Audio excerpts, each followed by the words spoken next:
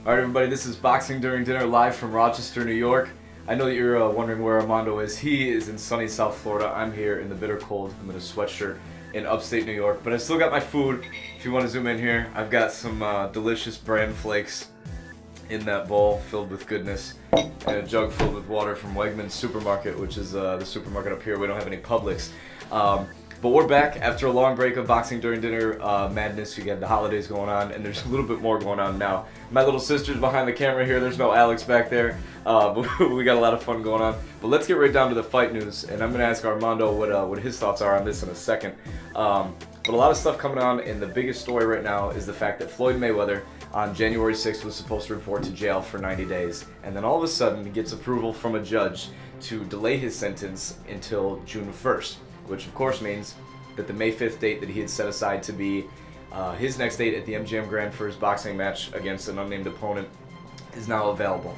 Of course, the talk has been that Mayweather wants to fight Pacquiao, and the drama, of course, is that Bob Arum has come out and said Pacquiao's 4 opponents are going to either be Miguel Cotto, Juan Manuel Marquez for a fourth fight this time, Timothy Bradley, or Lamont Peterson. And so finally, there's this belief that the only person holding this fight up is Bob Arum for the first time. Now, Mayweather apparently is going to be either fighting Canelo Alvarez or Robert Guerrero apparently, or somebody from the School of the Blind or some retard. But in reality, the fate that everybody wants to see is not going to happen again. And the MGM Grand is locked for May 5th, and that's what we have right now. So Armando, my question is, what are you having for dinner tonight? Well, David, you know what? I was eating the sandwich with some fries, but your damn rant took so freaking long that I had to eat it because I was so hungry. But you know what? I do miss you, bro. I even wore like a pink shirt in your honor. It's a boxing shirt, but it's a David pink shirt. It's not a V-neck, and it's not extremely tight up to here like yours, but you know what? It is a pink shirt, so that's for you. And look, I saved your space. But you know what? Screw this, man. I got the table all to myself. What the hell am I doing, dude? Seriously. But David, this is Boxing During Dinner, so we got to talk a little boxing. You were talking about the whole Mayweather situation, and I'm not trying to put, words in people's mouths, and I'm not trying to come up with conspiracy theories, but don't you think this judge got paid money under the table? Who the hell says that for the better of the Las Vegas community and to honor a contract, she's going to wait till June to send you to jail? If I beat up my wife, I will go to jail tomorrow. I can't say, hey, look, I'm working on a Super Bowl special. I can't go. It's gonna cost me money. No, I'm going to jail tomorrow. But Floyd Mayweather obviously is not, a normal person like we are. What I do wonder, David, is will Floyd Mayweather show the troops in Afghanistan his cell and say, hey man, look, this is my bathroom. This is my. No, I doubt he'll do that. I think he'll wait till I guess he gets out in September. But as far as who he's gonna fight, we know he's not gonna fight Pacquiao, especially not in May. There's a whole back and forth between De La Hoya and Bob Arum as to whose fault it is. You know what? It's everybody's fault. Kevin Iole from the Las Vegas paper and the Yahoo Sports boxing, he said it's everybody's fault, and I agree. It's not just one person's fault. They're all being childish about this. It's time for the fighters to come out and say, you know what? Screw it. We want to fight each other. And let's make it happen. It's $50 million per fighter. It's the biggest fight in boxing. Nobody wants to see Mayweather against anybody else. Sure, a Canelo fight will be lucrative because it's a Mexican against Floyd Mayweather. It's during Cinco de Mayo weekend. It'll be packed. But you know what? Even then, Canelo didn't even fill out that La Plaza de Toros in Mexico, and that's his hometown. And plus, he's a young guy. I'm still not a huge believer of Canelo. I think Mayweather will pick him apart. And as much as I like Robert Guerrero personally, because there's not too many people I would cheer for against Floyd Mayweather, I mean, to the death, and Robert Guerrero is one of them, because he's a good guy. He's been through a lot in his career, coming back from injury. And again, like I said, excellent guy, but I don't think he's in the league of a Floyd Mayweather, and I don't know why this whole PR effort into making that fight happen, because to me, as much as I like Robert Guerrero, it doesn't make any sense to me as a big fight. I think Canelo might give him a tougher time just because he's bigger. Mayweather still wins. So David, I agree with you. Nobody wants to see these other fights. Everybody wants to see Mayweather Pacquiao. They just got to make this fight. So if I had to put my money on it, Armando, that's a really good point. I would say Mayweather Alvarez, May 5th. Mark your calendars. That's going to be the fight. Now, of course, the other side of this thing that we're talking about is Manny Pacquiao. Who's he going to fight? It looks like in order to fight Marquez a fourth time, he wants a guarantee, at least what I'm reading, of $28 million. The only other person on that four-man list that he would get in the ring to even make that kind of money is Miguel Cotto. The only reason that is, I'm going to say that's the next best option for him from a financial standpoint. Probably the number one option from a financial standpoint. But among those four guys, the real story is that no one wants to see him fight any of those guys. The same way no one wants to see Mayweather fight Canelo or Robert Guerrero or anyone else. But that's what we have to deal with, unfortunately. Now, moving on to some fights that are actually going to happen. In February, we've got Victor Ortiz versus Andre Berto in a rematch.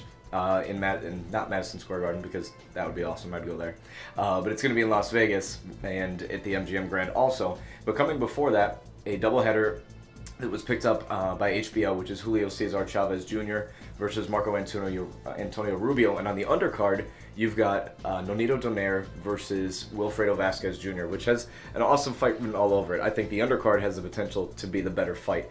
Donaire is moving up in weight again to fight Vasquez, who's trying to regain the championship belt that he lost against Jorge Arce. And then in the main event, you've got arguably Chavez's stiffest opponent to date against Marco Antonio Rubio, who's best known for losing all of his biggest fights. But then this past year, he comes out and knocks out David Lemieux, who's this Canadian prospect with like 26 wins, 24 knockouts. And all of a sudden, you've got the makings of what might be a really good fight. And Armando, what are your thoughts on these two fights? What do you think is going to come out of these two? Because I've got my money on Donaire and Chavez, only because as much as I hate to say I'm a believer, he's actually coming along well. What do you think? David, as good as Marco Antonio Rubio is, I don't think he'll beat Chavez. Chavez is a big kid. He's gonna come in that day at like around 170, 175 at light heavyweight. Marco Antonio Rubio, I remember when he fought at 147, 154, got knocked out by Kofi Jantois. Yeah, you know what? I'm gonna throw out names out there like Max Kellerman, Harry Greb and Joe Gans and Mantequilla Napoles, Luis Manuel Rodriguez. I'm just gonna blab on names. It's like Dave Wanstead mixed with Max Kellerman. But yeah, Marco Antonio Rubio lost to Kofi Jantois a long time ago. He did beat David Lemieux last year. Looked good in doing so. And he's worked with some fighters as a sparring partner, most recently Miguel Cotto.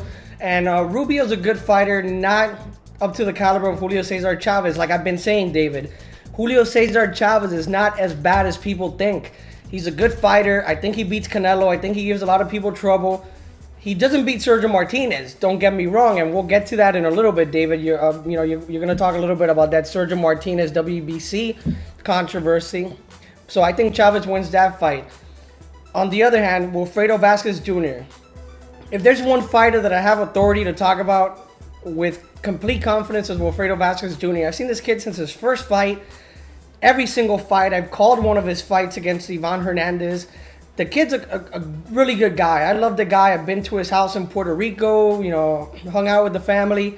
Against Nonito Donaire, he might be biting off more than he could chew. Nonito Donaire's a killer boxer, one of the top 5 pound-for-pound fighters.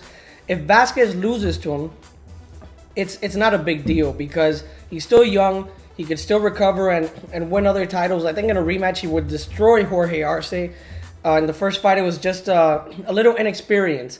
Against Nonito Donaire, if he boxes, because he does have a really good jab, very underrated jab, he will give him a tough time. But Wilfredo Vasquez is a slow starter. The first 2-3 rounds, he just starts off really slow. And he has against everybody he's fought. Even Hernandez, even Sonsona, who he took out in the 5th round, I believe, he started off a little slow. So against Nonito Donaire, he has to pick up the pace. Donaire hasn't really been tested, especially at this weight division, now that he's climbing up. Wilfredo Vasquez does have a very good right hand. He'll test him a little bit, but he has to box. Do not engage with Nonito Donaire because he's going to end up being knocked out against Donaire. All he has to do is box him, try to make it a difficult fight. Watch Narvaez, what he did against him, except fight a little more because Narvaez really didn't do anything, David. But as far as Chavez, you're going to talk a little bit about this WBC thing with Chavez and Martinez, and we'll get back to Miami in a second. Armando, one of the other interesting things about this whole situation with Chavez is that the WBC convention that was just a few weeks ago, at that convention it was said that Chavez would be stripped of his belt unless he fought Sergio Martinez in his next fight. Well, come to find out, Chavez takes this fight with Rubio. Sergio Martinez, in the meantime, decides that he's going to vacate his diamond belt. So now you have no fight between Chavez and Martinez, but then Chavez is possibly going to be stripped of his title as well for not fighting Martinez. So the two guys who were the champions of this stupid WBC middle belt, whatever you want to call it, neither of them might be champions in just a few short weeks, which means that Marco Antonio Rubio still might not win his title even if he were to somehow win this fight. Armando, what do you make of this mess that is the WBC? Especially with all the stuff that they're talking about, how Mayweather, his crime and what he's going to jail for. Jose Sulaiman, the president, says that beating women is no big moral sin. What is this guy on? What kind of drugs is he taking? David, the only thing that you were a little off on in stating that is that Chavez right now does become the full-fledged WBC champion. He will not be stripped because Martinez gave up the WBC belt. He wants nothing to do with the WBC right now. And he even wants to switch from HBO to Showtime because he says HBO is allowing this Chavez fight against Rubio to go ahead. They could have stopped it. They could have said, you know what, Sulaiman, he needs to fight Martinez, and that's the fight we're going to go for. But he's going to fight Marco Antonio Rubio on HBO on Super Bowl weekend. And Sergio Martinez, you know, I guess he has to look at other options. But as far as Martinez, I feel bad for him because I was in Vegas when Sulaiman told us to our face that Martinez and Chavez had to fight. If not, Chavez will be stripped. Fast forward a month later, you know, he goes back on his word. Rubio against Chavez. Martinez is pissed off, and rightly so. I mean, he gave Chavez the opportunity to become champ. I mean, it's not a secret that Sulaiman and Chavez are like this. I mean, he's the guy's godfather, for God's sakes. He was a big part of his dad's career. You know, he helped out his dad a lot. The second Frankie Randall fight, which I still think is bullshit. Flip Hamansky tells Chavez he can continue. Chavez, for some reason, says he can't anymore and wins a technical decision. But let's not go back to that. Let's talk about Chavez Jr. at this point. The fight needs to happen, David. The fight needs to happen for if Chavez Jr. wants to say he's the best middleweight in the world. Looks like it's not going to happen. He'll remain champ. Sergio Martinez maybe moves up to super middleweight, maybe explores other options at middleweight. But he comes out being the loser in this, David, because it's a big payday that he's missing out on. And to me, Sergio Martinez is probably one of the top 3 or 4 best fighters in the world and a big talent and one of my favorite fighters, one of the best guys in boxing. And this situation just plain sucks. But next week, we're going to be talking a little bit more in depth about these fights that are coming up with Chavez and Rubio, like we said, Donaire and Vasquez. And then there's a lot of fights on deck in February. Hopefully, the next time we come around also, we'll have an answer on who Floyd Mayweather's fighting, as well as Manny Pacquiao. And this first half of 2012 will be starting to take a little bit of shape because once those two big guys define who their opponents are, everything else starts to fall in line. But Boxing During Dinner is back in 2012. A lot of changes, as you can see. But, I mean, the food's not going to be as good because I've got an empty bowl of cereal, and that's probably what I'll be making for myself. But the same episodes are going to be coming to you with a lot of good information. Be sure to check us out, boxingduringdinner.com, at BoxDuringDinner on Twitter, Facebook.com/BoxingDuringDinner, and email us at boxingduringdinner@gmail.com. And continue to send hate mail towards Armando because he's married and he's boring, and I'm upstate New York freezing, and I'm also boring. So, David, yeah, I hope you're enjoying Rochester. As you can see, I'm wearing a t-shirt. You're wearing a sweater. You're eating, what was that, brand cereal, Alex? Was that what he was eating? And, you know, I'm eating good sandwiches. I made this myself, actually, and these fries, and Alex got to eat because obviously you're over there, but we miss you over here. It'll just take a few more weeks before you realize you belong back in Miami. You know, you can't wear those t-shirts that you always wear in Rochester. It's not happening, and I'm sure you'll miss the quality of women too. Sorry to the women in Rochester, kisses to you, but have you seen these Miami chicks? I mean, seriously, can't really compare. But Boxing During Dinner will have a huge 2012. We'll have guests as usual. We'll have girls. We'll have your comments, and we love you, the fans. And for those asking for t-shirts, we'll find a way to tell you guys how you can get some later on. But from Rochester and from Miami, this is Boxing During Dinner. See you next week.